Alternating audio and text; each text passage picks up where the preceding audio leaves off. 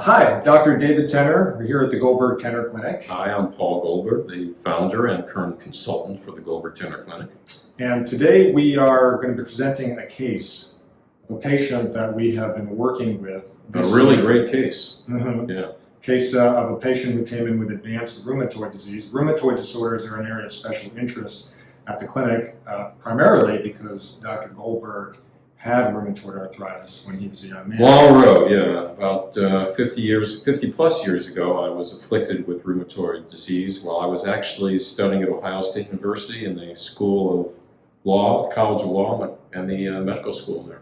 Mm-hmm. So few people know, more so than Dr. Goldberg, the misery that people with these types of problems go through. There's an enormous amount of suffering when people are afflicted with rheumatoid disorders, of which there's about 140 different types now. I've heard you say to people, too, that rheumatoid cases are really kind of the forgotten patients. Yeah, I call them the forgotten patients because most physicians really don't want to work with them. You have a category of people called rheumatologists who use a lot of prescription drugs, immunosuppressants. Very hard to get appointments with them, but you can know pretty much what you're going to get when you go there. You're going to get immunosuppressant drugs. And for the average internist, the average family practitioner, the average general practitioner, really, as Osler said, Dr. Osler said, when a rheumatoid disease patient walks in the front door, I want to walk out the back door. That's what Dr. Osler said.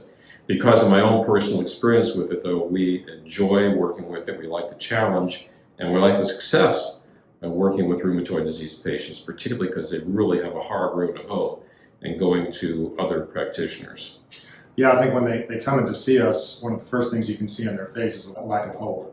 Yeah, because they've been to doctor after doctor, they've been to medical physicians, they've been to rheumatologists, they've been to internists, they've been to every type of alternative practitioner you can think of. They come there with long lists of prescriptions that they've been on, and they just find that their health is continuing to go downhill, and they're not offered any real sense of that they can overcome this and that they can get well and they can enjoy good health again. Exactly, and so Tracy's case, Tracy's lady came to see us late last year in 2023. We're now in the summer of 2024, and she really came in a very advanced state of rheumatoid disease. We're going to share her case today and the excellent outcome that she achieved. But as you will recall, when she came in, she was in a wheelchair. Yeah, she was definitely in a wheelchair and very, very unhappy and a lot of discomfort. And she really is a lovely lady, and now that she's blossoming, as you'll see, she's returning to good health. It's a real shame when you see people degenerate under medical care or alternative medical care when it really isn't necessary. However, every patient that we see, every patient I've seen over the past 50 years with rheumatoid disease, rheumatoid arthritis, ankylosing spondylitis, psoriatic arthritis, various types of fibromyalgia, mixed connective tissue disease, like I said, there's 140 different varieties. They're all different from each other, not just based on the name of the disease, but because they really are different people, and people evolve into these disorders for a whole variety of different reasons. And we don't treat rheumatoid disorders here, do we, Dr. Tener? No, we don't. We don't treat people. We see people with heart disease, we see people with diabetes, we see people with chronic fatigue, ulcerative colitis, Crohn's disease.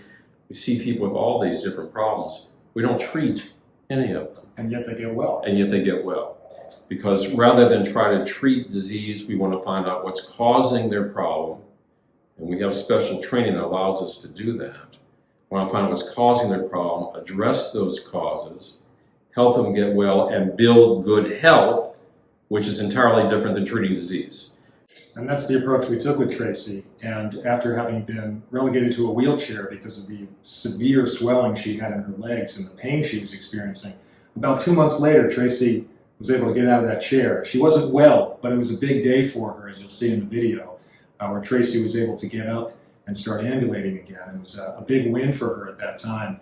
And then over the course of the next 6 to 8 months or so, Tracy continued to improve. The swelling came down, as you'll see in the after pictures. And here she is now, getting out of that chair on her own, being able to walk and move normally. It's really been a wonderful transformation.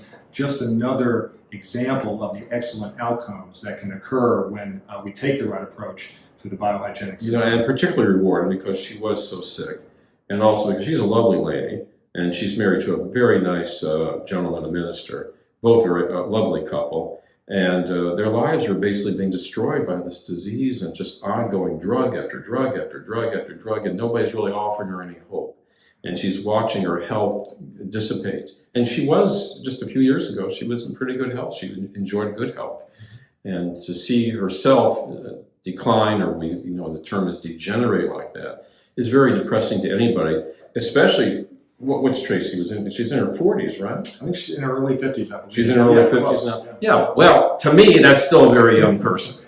Yeah, for sure. Yeah. So Tracy's case is just one of many examples of people who have gotten well from rheumatoid diseases, some very advanced cases that can be seen on our website, really illustrating that there is hope for patients with rheumatoid disease and other autoimmune conditions, as there was for you when you were in your 20s and overcame that issue. And we've seen we evolve into these disorders, and using the right application of identifying causes, addressing causes, and building health, people can evolve out of them. And it really is best the earlier that a person can start addressing these things, the easier it is for them to evolve out of them. But everybody's different, so we don't reach into our rear pocket here and say, well, here's your program. It's our rheumatoid disease program. Every patient is very, very different from the next. And so we really need to understand what has been going on with that patient, with their life, with their genetics, with their lifestyle that has led to this disease.